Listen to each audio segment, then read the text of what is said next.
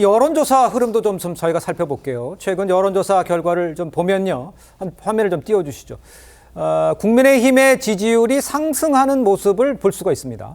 어제 나온 갤럽 여론조사 지금 보고 있는데 정당 지지도 조사를 해보면 국민의힘 지지도는 34%, 민주당 36%를 기록했습니다. 직전 주보다 지난해 12월 3주차 비교하면 국민의힘은 3주 사이 10% 정도 상승을 했고 민주당은 12% 지금 하락한 수치로 나오고 있어요. 첫 주에 밑에 나와 있죠. 12월 첫 주에는 비상계엄이 있었던 타이밍이고요. 그 다음이 두 번째 주는 탄핵 있었던 타이밍입니다. 그때 이제 막 차이가 벌어지기 시작한 거죠. 정점을 잃었다가 3주차 되면서 한독수의 권한대행 이제 탄핵, 국무총리의 탄핵이 있으면서 갑자기 이제 모양새가 좀 지지율이 이제 붙는 이런 상황이 나왔어요. 저것을 어떻게 김영주 교수께서는 해석을 하십니까? 네, 기본적으로 뭐 한덕수 권한대행에 대한 탄핵이 상당히 후폭풍이 있었다라고 보여집니다. 네. 실질적으로 보면 단순히 그 자체가 아니라 국제적으로 환율이 더 뛰었다든지 한국 정치가 더 불안정해졌다라고 하는 데 대한 즉 1차적 원인이 윤석열 대통령이었다라고 하는 것은 국민들이 다 알고 있어요. 그다음 국면에서는 사실은 조기 대선이 예상되는 가운데서 민주당이 수권 정당으로서 현 국면을 안정적으로 관리하려고 하느냐 아니면 완전히 뭐 실제로 민주당 대변인 얘기한 것처럼 뭐 5번 탄핵을 계속하겠다라든지 굉장히 정치적을 무조건 뭐 대선에만 이기면 된다 뭐 그런 방식의 매우 내부에서도 우려했듯이 거칠게 여러 가지 언사를 하고 그다음에 이제 뭐 법사위라든지 여러 부분에 있어서 정특래 의원을 비롯해서 실제로 민주당의 국회의원들 이상직 의원 마찬가지로 마치 정권을 잡은 듯한 어떤 오만한 부분들이 드러나고 있기 때문에 그런 부분에 있어서 또 아마 지금은 국민들이 윤석열 대통령의 과오만큼 민주당이 그 뒤에 관련된 태도에 대해서 불안감과 불만을 느끼고 있다. 이런 것들. 또 하나는 이제 이 상황이 어느 정도 극복이 되어 가면서 보수가 결집하고 있는 것이 곁들여져 있다. 그렇게 봐야 될 것 같습니다. 알겠습니다. 지금 김영주 교수께서 지금 쭉 이제 왜 저런 숫자가 나왔는지에 대한 이제 분석을 좀 해주셨는데 국민의힘 지지율이 계엄 이전 수준으로 회복했다면 민주당의 지지율은 하락 추세인 것만 분명해 보이죠. 이런 결과에 대해서 민주당에선 이런 입장을 내놨습니다. 한번 들어보시겠습니다. 민주당 지지율이 탄핵전으로 좀 돌아갔다.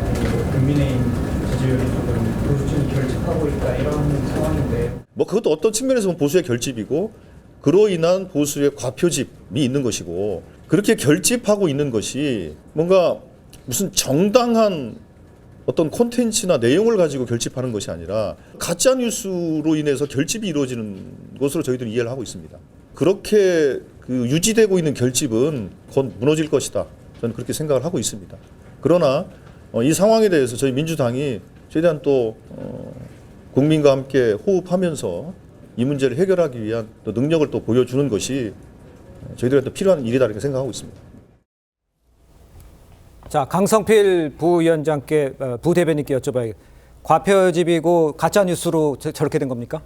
그런 면이 있죠. 그러니까 예를 들어서 저희 민주당이 생각하기에는 이 체포영장과 관련해가지고 집행이 정당하다고 생각하는 거예요. 그런데 여기에 대해서 자꾸 부당하다고 주장을 하고 있고 또 수사기관이 권한이 없다라고 자꾸 공격을 하고 있습니다.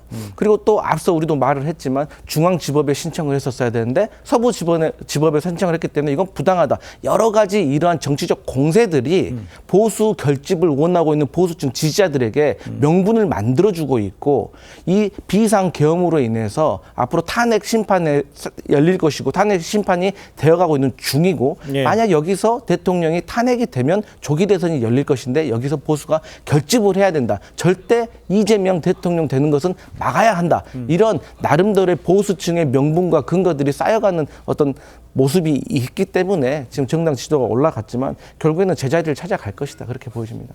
그런데 사실요, 민주당 내부에서도 사실 자성의 목소리는 나오고는 있습니다. 부족함이 있었다. 이 절제된 행보가 필요하다. 이런 지적도 사실 나오고 있는 것도 사실입니다.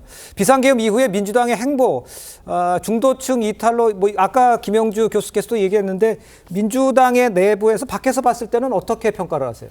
저는 개인적으로 이제 뭐 조수석 대변인께서야 저렇게 자기 위로적인 말씀을 하시는데 네네.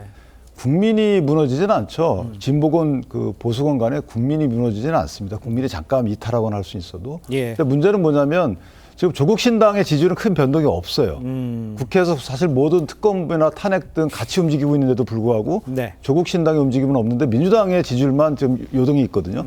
그렇다면 국회 운영 자체는 민주당이 주도하고 있다고 국민들이 보는 거고 네. 국회 운영 자체도 독재적이다라고 보는 거예요. 그래서 비상대권 행사에 대해서 국민이 충격을 받았지만 이 국회 운영과 관련돼서도 지금 보면 되돌아보고 있는 거죠. 국회 운영이 제대로 되는지 여부. 지금까지도 그렇게 되고 있잖아요. 예. 그러니까 국정 안정보다는 그러니까 공동체의 이익보다는 사실은 정파적 이익에 매몰된 국회 운영에 대해서 국민들이 좀 되돌아보고 있는 게 아닌가라는 생각을 합니다. 그 때문인지 특히 이제 비상계엄 이후에 비타협적 이 대여 투쟁에만 골몰하고 있는 원내 지도부에 대한 우려도 지금 쏟아지고 있는 상황입니다. 그냥 될 때까지 한다. 이런 것 외에도 전수도 전략도 없는 원내 지도부가 있는 거 아니냐. 그 역결집에 탄력을 주고 있다. 이런 이야기도 하고 있는데 김영주 교수께서는 저런 지적, 내부 내에서 나오는 지적에 동의하십니까? 그렇습니다. 실제적으로 보면 너무 급해요. 그러니까 하나하나 예컨대 이제 말하자면 내란 특검법도 오히려 처음부터 차분하게 논의를 하면서 바로 가도 될 걸 실패를 경험해서 다시 바로 올린다든지 계속 예. 그게 매몰돼 있다라고 하는 예. 이제 그런 부분들이 없잖아 있고요.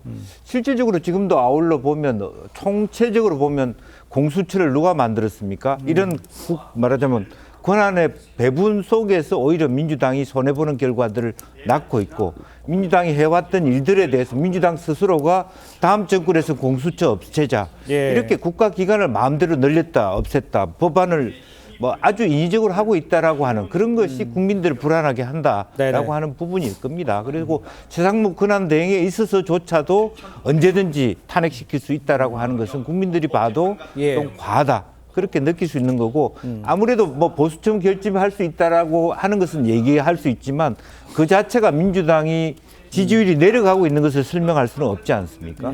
이제 그런 건 소위 구민주계조차도 현재의 민주당 또 예. 이재명 대표의 체제에 대한 불만이 쌓여가고 있다. 그렇게 밝게 볼 수는 없을 것 같습니다. 알겠습니다.